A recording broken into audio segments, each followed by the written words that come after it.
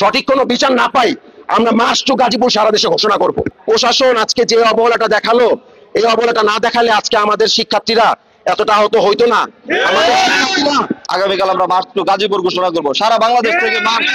আমরা যদি চাই আপনারা টিকতে পারবেন না। আমরা 24 ঘন্টা, কালকে সকাল 10টার মধ্যে যদি আপনারা এই অ্যাকশন না নেন, আমরাও দেখা দিব আমরা শিক্ষার্থীরা কি পারি।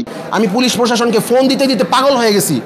তারা খালি বলে কি হয়েছে, ঘটনা কোথায়, ধীরাশ্রম কোনটা, দাক্ষিণ খান কোনটা। ভাই মানে এত পরিমাণ তাদের ইনফরমেশন দেওয়া লাগছে। এই ঘটনার 2 থেকে আড়াই ঘন্টা পরে পুলিশ এসে হচ্ছে এই ধীরাশ্রম যে বিশ্ব রোডের মানে আরো পিছনে তার অবস্থান করতে তার মাত্র 4 জন পুলিশ, তারা 4-5 জন পুলিশ তারা দাঁড়া ছিল। তো আমি তাদের বললাম যে আপনারা কেন জান না? ওনারা বলে আমার পরিস্থিতি জানেন। আমি পরিস্থিতি জানাইলাম যে এলাকাবাসী সব রামদানিয়া দাঁড়ায় আছে এবং আমাদের ছেলেপেদের আটকায় রাখছে। এক একটার অবস্থা মাথা ফাটায় ফেলছে, চোখ এদিক দিয়ে বের করে ফেলছে। ফোন দিতে সেনাবাহিনীকে, পুলিশকে, প্রশাসনকে ফোন দিতে আমরা হয়রান। আমি এভাবে পর্যন্ত বলছি, স্যার প্লিজ আমাদের জীবনটা একটু বাঁচান প্লিজ, এভাবে পর্যন্ত রিকোয়েস্ট করে বলছি। কিন্তু 3 জনের অবস্থা খুবই আশঙ্কাজনক। তাদের শুরুতেই হচ্ছে ঢাকা পাঠানো হয়েছে, কেউ মারা যায় নাই। মিস ইনফরমেশন কেউ করে না, কেউ মারা যায় নাই।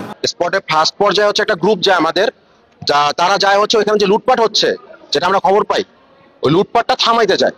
তো আমি এরপরে যাই, ওই গ্রুপটা পাঠানোর পরে আমি যাই দেখি ওরা অলরেডি মানে যারা লুটপাট করে তাদের থামাইতেছে এবং এলাকার কিছু মুরব্বি ওইটা দেখতেছিল। তো আমি তাদের বললাম যে আপনারা কেন থামাইতেছেন না লুটপাট গুলো। এই কথা বলার 2-3 মিনিটের মাথায় পিছন থেকে মানে মুখ বাঁধা কিছু মানে উঠতি বয়সের ছেলে পেলে বড় বড় রামদা নিয়ে তারা দৌড়ে এসে বলতেছে যে ধর, এদের একটারও রাখবো না, ধর। এই কথা বলা মানে আমি যখন এটা দেখলাম যারা দৌড়ে আসতেছে, তখন আমি মুরব্বীদের বললাম যে আপনারা এদের থামান, এরা তো আমাদের মেরে ফেলবে। তখন একজন মুরব্বী আমার ধাক্কা দিয়ে আমরা ফেলে দেওয়ার পরে আমার হচ্ছে জানি না আমার গায়ে কি আঘাত করে, আমার হচ্ছে প্রায় মানে আমার পায়ে এখানে কয়েকটা বাড়ি লাগে আমার। তো এই মুহূর্তে হচ্ছে কয়েকজন আবার আমাকে এসে আমাদের ছাত্ররা কয়েকজন এসে আমাকে ধরার পরে ভাই কি হয়েছে? আমি কি তোমরা সবাই দৌড় দাও, সবারই বলে দৌড় দিতে, নাহলে মেরে ফেলবে।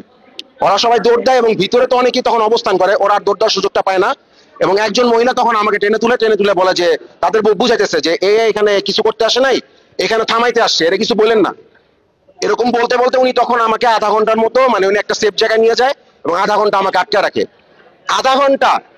আধা ঘন্টা আমি এই সদর থানা পুলিশ, বাসন থানা পুলিশ, টঙ্গী থানা পুলিশ যারা আছে এই থানা আমি ফোন করি, আমি মেট্রোপলিটনে ফোন করি। তারা আমার কাছে শুধু 1 ঘন্টা ধরে খালি একটা জিনিসই জানতে চেয়েছে, এক্সাক্ট বর্ণনা কি, পরিস্থিতি কোথায় ঘটছে, রাস্তা কোনটা, বাসার নাম্বার কোনটা, কখন গেছো, কেন আপনারা উপস্থিত থাকতে পারলেন না। 2.5 ঘন্টা পরে পুলিশ আসে। পুলিশ আসার পরে তারা তখন ধীরাশ্রমের ওদিকে অবস্থান করে মাত্র 4 থেকে 5 জন। এবং যখন আমরা তাদের কাছে যাই, তাদের গিয়ে আমরা যখন বলি, আমরা এইভাবে পর্যন্ত বলছি স্যার প্লিজ আপনারা আসেন, আমাদের ছাত্রদের আটকে রাখছে।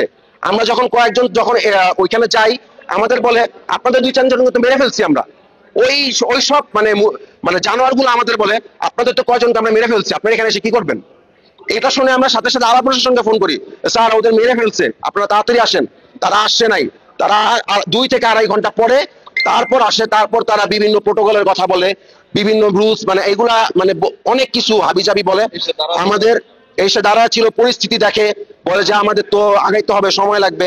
আমাদের আকুতি মিনতি এবং মানে অনেক চিলাচিলি পরে তারা আগায়। এবং ততক্ষণে তাদের অবস্থান হওয়ার ওই সময়টুকুর মধ্যে ওইখানে যারা রামদা নিয়ে যারা হচ্ছে রাস্তায় অবস্থান করতেছিল, তারপর হচ্ছে আশেপাশে যারা ঘোরাঘুরি করতেছিল, তারা ওইখান থেকে মানে চলে যায়, তাদের আর পাওয়া যায় না।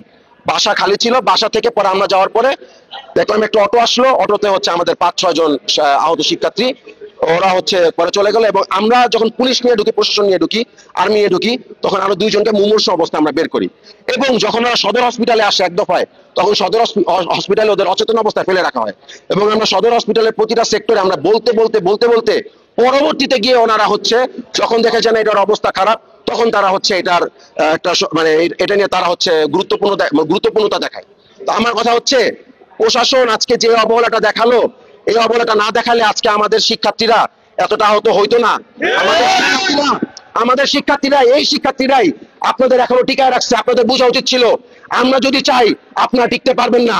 আমরা যদি চাই, আমরা যেভাবে ফ্যাসিবাদ সরকারকে নামাইছি, আমরা এটাও পারবো আপনাদের মতো লোকদের নামাইতে। আমরা 24 ঘন্টা, কালকে সকাল 10টার মধ্যে যদি আপনারা এই অ্যাকশন না নেন, 9টার মধ্যে যদি এই অ্যাকশন না নেন, আমরাও দেখা দিব আমরা শিক্ষার্থীরা কি পারি। তখন বলতে পারবেন না যে তোমরা ভুল কিছু করছো। আমরা আপনাদের ভুল দেখা দিব এবং আপনাদের ভুল দেখানোর ক্ষেত্রে আমরা আমাদের কার্যক্রম করব। যেহেতু সারা দেশেই বিভিন্ন জায়গায় লুটপাট করে পরবর্তীতে পরিকল্পিতভাবে ছাত্রদের নাম দেওয়া হচ্ছে, তো সেই জায়গা থেকে আমরা গাজীপুর কনসার্ন ছিলাম এই বিষয়টাতে। এবং আমাদের যেটুকু আমরা লাস্ট পর্যন্ত বিভিন্ন দিন কয়েকদিন আগে থেকে জানতে পারছিলাম যে এখানে একটা হামলা হওয়ার সম্ভাবনা আছে। তো সেই জায়গা থেকে যখন আমাদের কাছে খবর আসলো যে এখানে মানুষ লুটপাট করার জন্য যাচ্ছে এবং কিছু মানুষ লুটপাট করতেছে, তখন আমাদের ছাত্ররা বললো যেহেতু গাজীপুরে আমরা সবসময় শান্তিপ্রিয় মানুষ, শান্তশিষ্ট ভাবে আছি, তো সেই জায়গা থেকে আমরা যা তাদেরকে শান্তিপূর্ণভাবে বাধা দিতে পারি কিনা বা এই লুটপাট থেকে বিরত রাখতে পারি কিনা। তো এই জন্য আমাদের কিছু স্টুডেন্ট সেখানে গেছিল। কিন্তু আশ্চর্যজনক বিষয় হলো প্রাথমিকভাবে যখন তারা সেখানে যায় ওই যারা লুটপাট করতেছে তাদেরকে বোঝানোর চেষ্টা করছে এবং তারা সেটা ফাইনালি মেনেও নিছিল। মেনে নেওয়ার পরে ওইটা ছিল একটা পরিকল্পনা। ওই টাইমে আমাকে ফোন দেওয়া জানানো হলো যে ভাই আমাদের এখানে সবাই বের হয়ে যাচ্ছি, এটা ওদেরকে বোঝানো আমরা কনভিন্স করতে পারছি ওরা লুটপাট করবে নাকি। যে ওরা বের হইতেছিল এরকম টাইমে যারা ভিতরে আগে থেকে অবস্থান করছিল ওরা বাইরে থেকে বিভিন্ন লোকজনকে ডাক দেয়, রামদা টামদা নিয়ে তারা প্রবেশ করে এবং পরিকল্পিতভাবে বিভিন্ন মসজিদে হঠাৎ করে এলান করা হচ্ছে যে ডাকাত করেছে। তো এই খবরগুলো আমরা পেয়ে সেখানে আমরা পরবর্তীতে ছুটে যাই এবং আমাদের অনেকে আহত হয়। এবং প্রশাসন, বাস্তবতা হলো প্রশাসন সেখানে খুবই হীনমন্যতার পরিচয় দিচ্ছে। অনেক পরবর্তী সময় আসার কারণে, অনেক সময় ক্ষেপণ করার কারণে আমাদের অনেকে খুব আহত হয়েছে এবং কয়েকজনের অবস্থা এত পরিমাণ বিভৎস অবস্থা, তাদের মাথা ফালা করে দেওয়া হয়েছে, শরীর কেটে ফেলা হয়েছে, রক কেটে ফেলে দেওয়া হয়েছে, খুবই বাজে অবস্থা। তো আমরা এই বিষয়টা নিয়ে চাই যে প্রশাসন সহ তাদেরকে অবশ্যই আগামীকালকে সকালের মধ্যে ওদেরকে গ্রেপ্তার করতে হবে। এবং একই সাথে আমরা আজকে বিক্ষোভ মিছিল করবো এদের বিরুদ্ধে এবং যদি তারা সকালের মধ্যে তাদেরকে গ্রেপ্তার করতে সক্ষম না হয়, আগামীকাল আমরা মার্চ টু গাজীপুর ঘোষণা করবো। সারা বাংলাদেশ থেকে মার্চ